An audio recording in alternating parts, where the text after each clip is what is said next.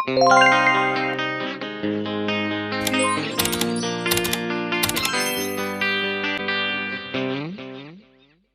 semuanya. Jadi aku Kesya Putri Devianti di sini bakal ngobrolin tentang materi-materi dari mata kuliah belajar mandiri yang udah aku pelajarin selama 1 semester. Tapi di sini aku nggak sendirian karena aku ditemenin oleh seseorang. Halo. Halo, Kenalin dulu ya. perkenalkan nama aku Aryo Bimo, biasa dipanggil Bimo. Oke. Jadi di sini aku bakal ngomongin tentang materi-materi yang ada di mata kuliah belajar mandiri selama 1 semester. Nah sebelumnya aku mau nanya dulu nih, kamu tahu nggak sih belajar mandiri itu apa? Yang aku tahu sih belajar mandiri itu kayak belajar yang termotivasi dari diri sendiri gitu. Oke, bagus. Karena bener sih, tapi aku bakal ngasih tahu penjelasan yang lebih jelasnya. Jadi belajar mandiri itu merupakan cara belajar yang memberikan derajat kebebasan, tanggung jawab, serta kewenangan yang lebih besar bagi siswa dalam melaksanakan dan merencanakan kegiatan pembelajaran. Nah, selain itu, belajar mandiri itu juga dapat diartikan sebagai peningkatan pengetahuan, keahlian, prestasi, dan pengembangan bagi diri individu yang diawali dengan inisiatif sendiri. Nah, hal tersebut juga dilakukan oleh siswa dengan belajar bagaimana perencanaan belajar sendiri dan dilakukan sendiri, menyadari kebutuhan belajar, tujuan belajar, membuat strategi belajar, dan juga menilai hasil belajar. Gitu, Kak. Oh, jadi itu pengertian belajar mandiri. Nah, di materi kita kali ini juga ada yang namanya pedagogi, andragogi, dan juga metagogi. Kalau misalnya kita nggak tahu nih, kita nggak paham apa itu pedagogi, andragogi, metagogi, pasti bakal kayak asing kan, karena namanya aja apa sih itu ada gogi-goginya gitu. Ya. Apa sih itu Kak? Pedagogi, andragogi, hitagogi? Nah, aku bakal ngasih tahu apa itu pedagogi, andragogi, dan juga metagogi. Nah, yang pertama ada pedagogi. Pedagogi itu suatu ilmu yang mempelajari bagaimana teknik mengajar.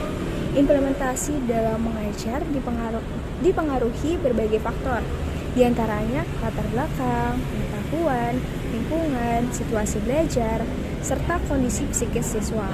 Nah, penerapan pedagogi dalam pembelajaran pendidikan kesetaraan merujuk pada pembelajaran anak lebih banyak upaya mentransmisikan sejumlah pengalaman dan keterampilan dalam rangka mempersiapkan anak untuk menghadapi pembelajaran ke depannya gitu. Gitu. Kalau andragogi sendiri itu apa Kak? Nah, kalau pengertian dari andragogi sendiri itu adalah suatu model proses pembelajaran peserta didik yang terdiri atas orang dewasa. Nah, andragogi disebut juga sebagai teknologi pelibatan orang dewasa dalam pembelajaran yang merupakan pengelompokan teori belajar berdasarkan dan kemampuan atau persepsi berpikir untuk mengikuti proses belajar dalam pembelajaran. Nah, kamu tahu nggak sih pedagogi sama andragogi itu diterapkannya di mana? Nggak tahu ya Kak, itu di mana sih diterapinnya? Nah, kalau pedagogi pada umumnya akan kita lihat di sekolah-sekolah. Kalau andragogi di tempat-tempat kursus di mana para pesertanya merupakan orang-orang dewasa atau sudah melewati usia sekolah gitu. Nah, yang ketiga tuh tadi ada aku sebutin pedagogi kan. Pedagogi itu menjadikan pendidik hanya berperan sebagai fasilitator atau pengontrol jalannya pembelajaran dan menekankan pembelajaran yang berpusat pada peserta didik dan ditentukan oleh peserta didik itu sendiri. Gitu. Oh, gitu Kak. Nah, kita bakal lanjut ke. Nah, kan itu tadi materi pertama. Nah, kalau untuk materi yang kedua, kamu tahu nggak sih kita bakal bahas apa? Self-regulated learning bukan sih Kak? Iya, betul banget. Jadi sini aku bakal ngasih tahu kalian apa itu self-regulated learning. Jadi self-regulated learning itu adalah pengetahuan tentang strategi pembelajaran yang efektif dan bagaimana serta kapan menggunakannya. Self-regulated learning itu pengaturan diri pembelajaran pada siswa yang mempunyai ketiga fase, yaitu tujuan, perencanaan strategi, dan pemahaman gitu. Oh gitu Kak. Nah, kalau selanjutnya itu ada self-directed learning. Self-directed learning itu sama aja kayak belajar mandiri atau kemandirian belajar, yaitu suatu metode pembelajaran yang dilakukan seseorang untuk meningkatkan pengetahuan, keahlian, dan prestasi melalui inisiatif sendiri dalam perencanaan, pelaksanaan, dan evaluasi bergantung pada kemampuan individu dalam mengelola pembelajaran sesuai dengan otonomi yang dimiliki. Meskipun nantinya membutuhkan bantuan atau nasihat dari orang lain. Self-directed learning ini merupakan proses peningkatan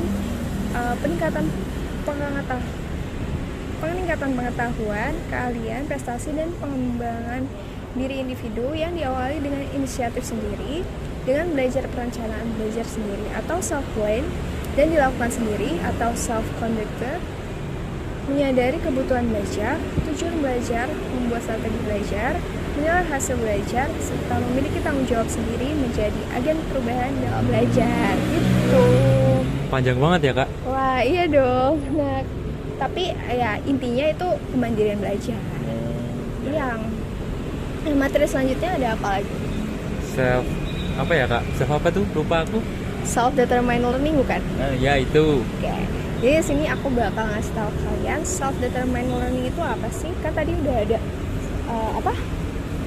Self-regulated learning, self-directed learning, sama self-determined learning. Jadi self-determined learning itu yaitu seorang pelajar atau pembelajar atau learner harus menjadi pusat pembelajaran bagi dirinya sendiri. Dan oleh karena itu, bahwa pembelajaran atau learning tidak harus dilihat sebagai harus, tergantung pada guru atau dosen atau pendidik, kurikulum, fasilitas, dan faktor-faktor lain di luar si pembelajar itu sendiri. Gitu. Oh gitu Kak. Jadi tadi ada 3 ya Kak? Iya, ada 3. Paham nggak? Paham. Insya Allah. Nah, kalau di belajar mandiri itu kan pasti kita kalau belajar harus ada motivasinya dong. Ya, betul. Ya, kamu tahu nggak sih motivasi itu apa? Motivasi itu setahu aku tuh biar kita semangat untuk menjalani kegiatan apapun itu. Iya, betul. Nah, kalau kamu sendiri nih punya nggak sih motivasi dalam belajar? Punya dong pastinya. Apa tuh motivasinya? Motivasiku sih buat belajar tuh buat banggain orang tua. Itu sih yang utama. Iya, pasti semua anak-anak yang lagi menjalani proses studinya itu pasti motivasi yang awal itu pasti itu. Ya. Jadi aku bakal kasih tahu juga ini pengertian dari motivasi itu sendiri. Jadi pengertian dari motivasi itu kayak suatu dorongan mental yang dimiliki perorangan atau kelompok orang sebagai anggota masyarakat. Jadi motivasi itu ya hal-hal yang positif. Jadi bisa dijadiin kekuatan baik dari luar maupun dalam yang mendorong seseorang mencapai tujuan sesuai rencana. Gitu. Nah, kan kamu tadi punya motivasi belajar kan? Nah, tujuannya kamu punya motivasi belajar tuh apa sih? Tujuan motivasiku tuh untuk menggerakkan atau memacu diri agar timbul keinginan dan kemauan untuk meningkatkan prestasi belajar diri sendiri hingga tercapai tujuan pendidikan itu sendiri. Wih, keren.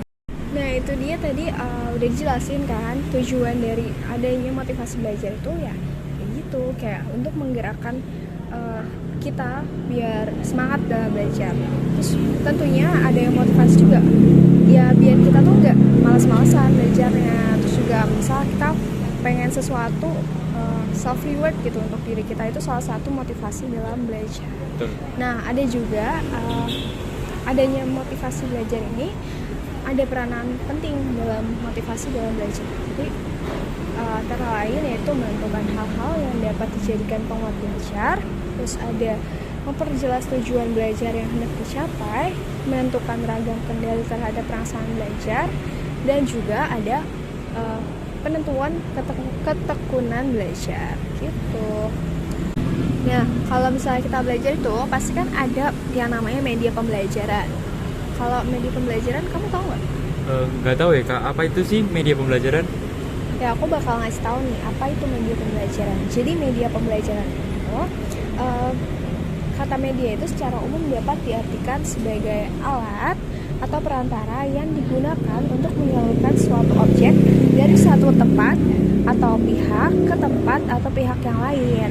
Jadi media pembelajaran itu secara singkatnya itu alat bantu yang dapat menjabarkan pesan atau informasi dari guru ke siswa yang bertujuan mempermudah proses pembelajaran. Jadi kayak buat perantara kayak misal e-learning atau aplikasi belajar lainnya buat kayak memudahkan guru dan siswa itu dalam belajar gitu. Oh gitu, kayak Google Classroom gitu ya Kak? Iya betul banget. Kan tadi kan salah satu contoh media pembelajaran itu Google Classroom Kak. Selain Google Classroom itu apa aja sih Kak? Oke. Jadi contoh dari media pembelajaran selain ada Google Classroom itu banyak. Jadi yang pertama ada pengelompokan gitu. Jadi yang pertama media audiovisual gerak, yaitu merupakan media yang paling lengkap karena menggunakan kemampuan audiovisual dan juga gerak. Jadi misalnya kayak film, kan film ada suaranya, ada gambarnya juga kan. Jadi kita kayak bisa lihat dan kita juga bisa mendengar suara. Terus ada rekaman video, terus ada holografi. Nah yang kedua itu media audio semi gerak. Nah, media audio semi gerak itu jenis yang memiliki kemampuan menampilkan suara disertai gerakan titik secara linear. Jadi tidak dapat menampilkan gerakan nyata secara utuh, misalnya tulisan jauh gitu. Terus yang ketiga, jenis yang ketiga itu ada media visual gerak, yaitu jenis media yang memiliki kemampuan seperti juga golongan pertama, yaitu yang tadi media audio visual gerak. Nah, kecuali penampilan suara, misalnya film bisu, film slide tanpa suara, dan film video tanpa suara. Jadi kayak ada videonya tapi nggak ada suaranya. Nah, yang keempat itu ada media visual diam. Nah, media visual diam itu jenis media yang mempunyai kemampuan menyampaikan informasi secara visual tetapi tidak dapat menampilkan suara maupun gerakan. Yang termasuk media visual diam itu biasanya ada gambar dari film slides, terus cetak, video file, dan juga mikrofon. Jadi itu nggak ada suaranya gitu dan gak gerak, jadi kayak bentuk gambar gitu tapi dijadikan video. Terus ada nah jadi yang kelima itu ada media audio. Media audio dari nama aja audio gitu kan, pasti ya tahu dong tanpa dikasih tahu juga audio itu suara. Media audio itu media yang menggunakan sarana suara sebagai